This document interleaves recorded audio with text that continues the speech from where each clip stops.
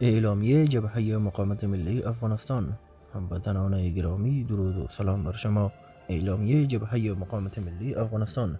جبهه مقاومت ملی افغانستان با رصد دقیق تحولات اخیر نگرانی عمیق خود را نسبت به مزد شدن سفارتخانه‌های افغانستان در اروپا ابراز می‌دارد.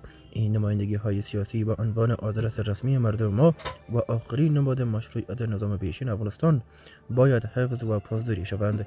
بستن این نمایندگی ها نه تنها روند مهاجرت و پناهندگی مردم را مختل می سازد، بلکه بر شدت زخم روانی جمعی مردم ما در جریان پروسه ادغام در جامعه میزبان می افزاید.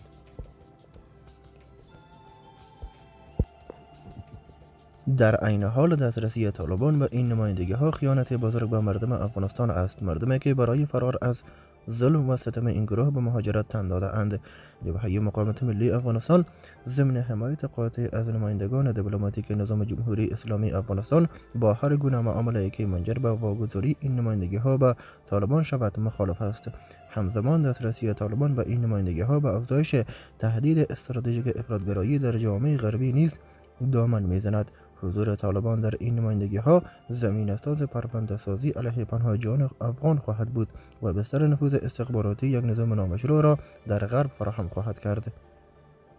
جبهه مقاومت ملی افغانستان با درک شرایط دشوار مردم و بازتاب نگرانی های آنان بار دیگر از جامعه جهانی می خواهد که اجازه ندهند این تهدید استراتژیک به جغرافیای آنان انتقال یابد.